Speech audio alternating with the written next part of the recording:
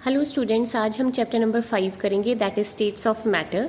States of matter बेटा thermodynamics finish हो गया है। अगर आप उसको पढ़ लें, अगर आपको कोई डाउट हो आप मुझसे पूछ लेना। Next chapter is states of matter. States of matter आपकी बुक में चैप्टर नंबर 5 है।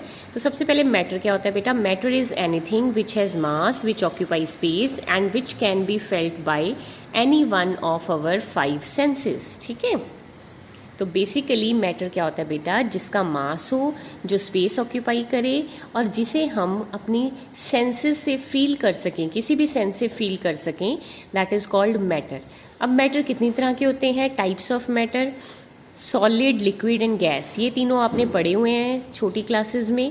एक फोर्थ टाइप होता है प्लाज्मा स्टेट, फिफ्थ होता है सुपर कूल्ड लिक्विड और स्यूडो सॉलिड। ठीक है, तो सबसे पहले मैटर क्या था? मैटर वो था जिसका मास हो, जो स्पेस घेरे और जिसको हम अपनी 5 सेंसेस से फील कर सकें, उसे कहते हैं मैटर। सबसे पहला टाइप है सॉलिड। सॉलिड क्या होते हैं? सॉलिड का डेफिनेट शेप होती है, डेफिनेट वॉल्यूम होता है, पार्टिकल क्लोजली पैक्ड होते हैं, रेगुलरली अरेंज्ड होते हैं, उन्हें कहते हैं सॉलिड। यहाँ पे thermal energy is much less than molecular attraction. Means अगर मैं सॉलिड की बात करूं तो सॉलिड में पार्टिकल टाइटली पैक्ड होते हैं, क्लोजली अरेंज होते हैं। ठीक है जी, ये इनका डेफिनेट शेप होता है, डेफिनेट वॉल्यूम होता है और यहाँ पे मॉलिक्यूलर अट्रैक्शन बहुत ज़्यादा होती है। क्योंकि ये टाइटली पैक्ड होते हैं तो इनकी मॉलिक्यूलर अट्रैक्शन जो है बहुत ज़्यादा होती है और थर्मल एनर्जी बहुत कम रह जाती है। लिक्विड की बात करूं, इनका ना डेफिनेट वॉल्यूम है लेकिन डेफिनेट शेप होती है। ठीक है बेटा, अगर आप अपने घर में दूध लेते हैं तो दूध वाला जब भी दूध लेके आता है तो उसका जो वॉल्यूम है वो फिक्स है, 1 लीटर, 2 लीटर, 1 kg, 2 kg, लेकिन शेप फिक्स नहीं है। अगर आप पतीले में लोगे पतीले की शेप में, लोटे में लोगे लोटे की शेप में, डोलू में लोगे डोलू की शेप में। तो लिक्विड वो सब्सटेंस होता है जिनका डेफिनेट वॉल्यूम होता है लेकिन कोई शेप फिक्स नहीं होती। यहाँ थर्मल एनर्जी बराबर होती है मॉलिक्यूलर अट्रैक्शन के। पार्टिकल्स रेगुलरली अरेंज नहीं होते, पार्टिकल थोड़े दूर दूर होते हैं। जितनी थर्मल एनर्जी है उतनी ही मॉलिक्यूलर अट्रैक्शन है क्योंकि इनके में स्पेस होता है। ठीक है जी। Last is gas. गैस का ना डेफिनेट शेप है ना डेफिनेट वॉल्यूम। ठीक है जी बेटा, गैस के पार्टिकल ना डेफिनेट शेप ना डेफिनेट वॉल्यूम, एक दूसरे से बहुत दूर दूर हैं तो मॉलिक्यूलर अट्रैक्शन तो है ही नहीं, मॉलिक्यूल एक दूसरे को अट्रैक्ट करते ही नहीं क्योंकि बहुत ज़्यादा दूर हैं।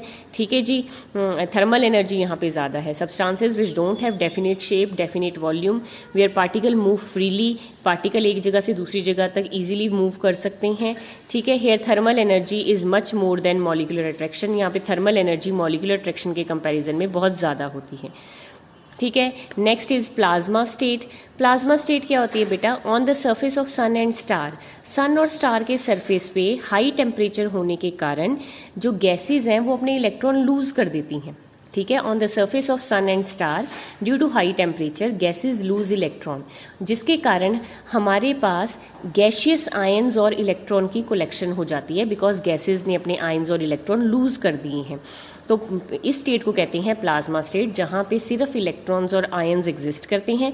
और ये स्टेट कहाँ पे एग्जिस्ट करती है? सन और स्टार के सरफेस पे। Next is super cooled liquid, या इनको स्यूडो सॉलिड कहते हैं। सुपर कूल्ड लिक्विड मतलब लिक्विड को कूल करके सॉलिड बना दिया गया, इसीलिए इनको स्यूडो सॉलिड कहते हैं। स्यूडो मतलब झूठा, एक्चुअल में ये सॉलिड नहीं होते, लिक्विड को कूल करके सॉलिड बनाया गया है। That is why they are false solid. False मतलब स्यूडो। ठीक है, सुपर कूल लिक्विड क्या होते हैं? वो सब्सटेंस जो सॉलिड होते हैं लेकिन उनमें पार्टिकल रेगुलरली अरेंज नहीं होते, क्योंकि बेसिकली वो लिक्विड को कूल करके सॉलिड बनाए गए हैं तो उनमें पार्टिकल लिक्विड की तरह ही अरेंज होते हैं, इतने रेगुलरली अरेंज नहीं होते जितने सॉलिड में होते हैं। ठीक है, so they start flowing under their own weight. आप थोड़ा सा टेम्परेचर बढ़ाओगे वो पिघलना शुरू कर देंगे और get distorted by applying some distortion force, और थोड़ी सी फोर्स लगाने पे ही उनकी शेप चेंज हो जाएगी। For example glass and pitch. ठीक है जी, ग्लास या पिच, ग्लास तो आपको पता ही है, और पिच होती है जो सड़कों पे लुकनी बिछाई जाती है, दैट इज पिच। तो दिस 5 तरह का मैटर होता है बेटा, solid, liquid, gas, plasma state and super cool liquid. I hope आपको 5 तरह की स्टेट्स ऑफ मैटर समझ आ गई होंगी। आगे बेटा temperature of gas. Temperature of gas क्या होता है? It is degree of hotness और कोल्डनेस ऑफ बॉडी। कोई बॉडी कितनी गर्म या ठंडी है, that is temperature of gas.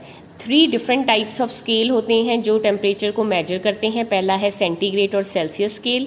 यहाँ पे हम क्या करते हैं, एक बल्ब में मरकरी ले लेते हैं। जैसे आपने थर्मामीटर देखा है, थर्मामीटर की जो आगे वाली टिप होती है उसको बल्ब कहते हैं।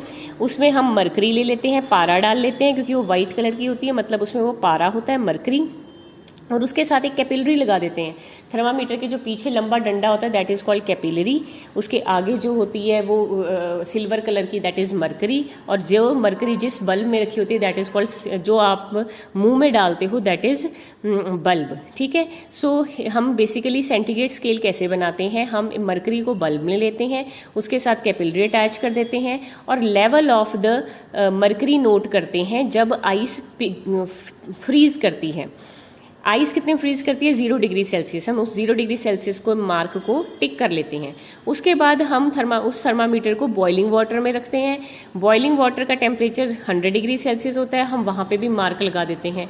इस तरह 0 से लेके 100 मार्क हम बना देते हैं, और इस तरह से सेंटीग्रेड स्केल बन जाता है। केल्विन एक साइंटिस्ट था, केल्विन ने कहा कि 0 डिग्री सबसे कम टेम्परेचर नहीं है, सबसे कम टेम्परेचर है -273.15। तो आपका जो सेल्सियस स्केल है वो सही नहीं है, क्योंकि 0 डिग्री से भी कम टेम्परेचर एग्जिस्ट करता है।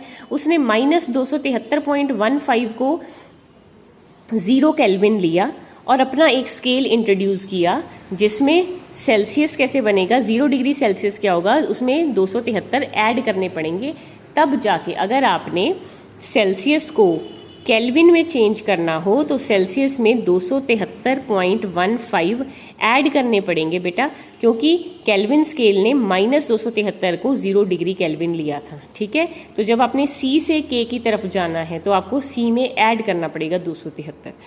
Last is Fahrenheit scale. Fahrenheit की स्पेलिंग सही नहीं है, स्पेलिंग देख लेना बेटा। फ़ारेनहाइट स्केल बेटा क्लिनिकल थर्मामीटर होता है जो हमारी बॉडी का टेम्परेचर नोट करता है। According to this scale normal temperature of healthy man is 98.4 Fahrenheit. ठीक है जी, अगर आपने सेल्सियस के टेम्परेचर को फ़ारेनहाइट में चेंज करना हो, फ़ारेनहाइट के टेम्परेचर को सेल्सियस में चेंज करना हो तो उसका फॉर्मूला होता है 5/9, जो आपका फ़ारेनहाइट में टेम्परेचर है -32। ठीक है जी, वैसे तो ये क्वेश्चन पूछे नहीं जाते हैं कि अगर आपने सेल्सियस को फ़ारेनहाइट को सेल्सियस में चेंज करना हो तो ये फॉर्मूला है 5/9, फ़ारेनहाइट में जितना टेम्परेचर है -32। उसके बाद ये तीनों क्वेश्चन नहीं पूछे जाएंगे टेम्परेचर ऑफ गैस, बेसिकली आपको स्टेट्स ऑफ मैटर में टाइप्स ऑफ मैटर ही पूछा जाता है। उसके बाद क्या होता है, एटमॉस्फेरिक प्रेशर या प्रेशर ऑफ गैस क्या होता है, force exerted by atmosphere per unit area on surface of earth is called atmospheric pressure. ठीक है जी, कितनी फोर्स बेटा पर यूनिट एरिया पे लगती है that is called atmospheric pressure. Force exerted by atmosphere, atmosphere कितनी फोर्स लगाता है पर यूनिट एरिया पे अर्थ की सरफेस पे, उसे कहते हैं एटमॉस्फेरिक प्रेशर। इसको हम बैरोमीटर की हेल्प से मेजर करते हैं। बैरोमीटर क्या होता है बेटा, एक लॉन्ग ग्लास ट्यूब होती है, देखो मैं इसका डायग्राम आपको बताती हूँ। Barometer is a long glass tube, एक लॉन्ग ग्लास ट्यूब होती है, उसको हम मरकरी से फिल करते हैं पहले, फिर उस ट्यूब को हम उल्टा कर देते हैं एक टब ऑफ मरकरी। ठीक है जी, आपके पास ऑलरेडी एक डिश ऑफ मरकरी है, उसमें आपने एक ट्यूब मरकरी की भर के उल्टी करके रख दी। अब क्या होगा, ये ऊपर वाला स्पेस जो है वो खाली हो जाएगा। ठीक है, कि जो लेवल ऑफ मरकरी है वो नीचे जाना शुरू होगा। जहां पे जाके ये लेवल ऑफ मरकरी स्टेबल हो जाएगा उस हाइट को हम 76 सेंटीमीटर मान लेते हैं, और उस प्रेशर को हम एटमॉस्फेरिक प्रेशर मानते हैं। तो 0 डिग्री सेल्सियस पे जो हाइट होती है कॉलम की वो 76 सेंटीमीटर होती है। तो ये बैरोमीटर बनाने का प्रोसेस है। तो बेसिकली यहाँ पे अगर मैं एरिया देखूं कंटेनर का तो क्या है, A सेंटीमीटर स्क्वायर। हाइट कितनी है, ये जो 76 सेंटीमीटर है इसको मैं H सेंटीमीटर लिख देती हूँ। वॉल्यूम क्या होता है, एरिया इंटू हाइट, तो A इंटू H। ठीक है जी, मास क्या होता है, वॉल्यूम इंटू डेंसिटी, तो वॉल्यूम था एरिया इंटू हाइट, डेंसिटी हो गया D।